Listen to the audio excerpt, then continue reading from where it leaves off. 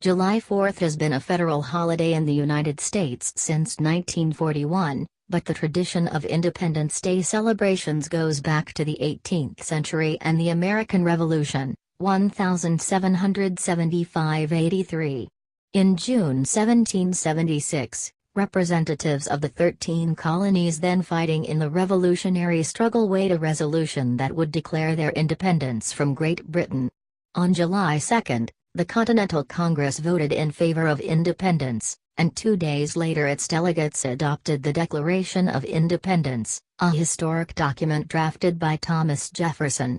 From 1776 until the present day, July 4th has been celebrated as the birth of American independence, with typical festivities ranging from fireworks, parades and concerts to more casual family gatherings and barbecues. The birth of American independence.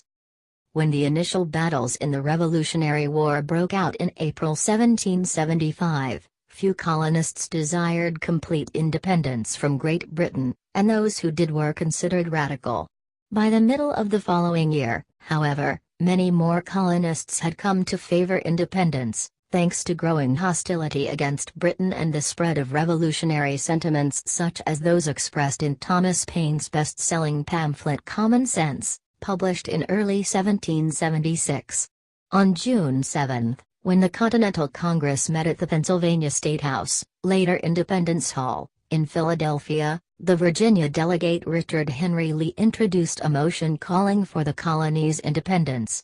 Amid heated debate, Congress postponed the vote on Lee's resolution, but appointed a 5-man committee including Thomas Jefferson of Virginia, John Adams of Massachusetts, Roger Sherman of Connecticut, Benjamin Franklin of Pennsylvania and Robert R. Livingston of New York to draft a formal statement justifying the break with Great Britain. John Adams believed that July 2 was the correct date on which to celebrate the birth of American independence, and would reportedly turn down invitations to appear at July 4 events in protest.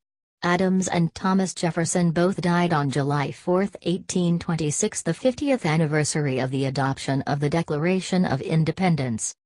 On July 2, the Continental Congress voted in favor of Lee's resolution for independence in a near-unanimous vote. The New York delegation abstained, but later voted affirmatively. On that day, John Adams wrote to his wife Abigail that July 2 will be celebrated, by succeeding generations, as the great anniversary festival and that the celebration should include pomp and parade. Games, sports, guns, bells, bonfires and illuminations from one end of this continent to the other. On July 4, the Congress formally adopted the Declaration of Independence, which had been written largely by Jefferson. Though the vote for actual independence took place on July 2, from then on the 4th became the day that was celebrated as the birth of American independence. Early 4th of July celebrations. In the pre-revolutionary years, colonists had held annual celebrations of the King's birthday, which traditionally included the ringing of bells, bonfires, processions and speech-making. By contrast, during the summer of 1776 some colonists celebrated the birth of independence by holding mock funerals for King George III, as a way of symbolizing the end of the monarchy's hold on America and the triumph of liberty. Festivities including concerts, bonfires, parades and the firing of cannons and muskets usually accompanied the first public readings of the Declaration of Independence, beginning immediately after its adoption. Philadelphia held the first annual commemoration of independence on July 4, 1777, while Congress was still occupied with the ongoing war. George Washington issued double rations of rum to all his soldiers to mark the anniversary of independence in 1778, and in 1781, several months before the key American victory at Yorktown, Massachusetts became the first state to make July 4 an official state holiday.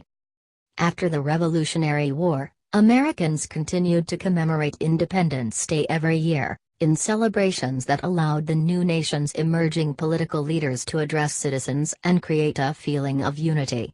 By the last decade of the 18th century, The two major political parties, Federalists and Democratic Republicans, that had arisen began holding separate Independence Day celebrations in many large cities. July 4th becomes a national holiday. The tradition of patriotic celebration became even more widespread after the War of 1812, in which the United States again faced Great Britain. In 1870, the U.S. Congress made July 4th a federal holiday. In 1941, the provision was expanded to grant a paid holiday to all federal employees. Over the years, the political importance of the holiday would decline, but Independence Day remained an important national holiday and a symbol of patriotism. Falling in midsummer, the 4th of July has since the late 19th century become a major focus of leisure activities and a common occasion for family get-togethers, often involving fireworks and outdoor barbecues.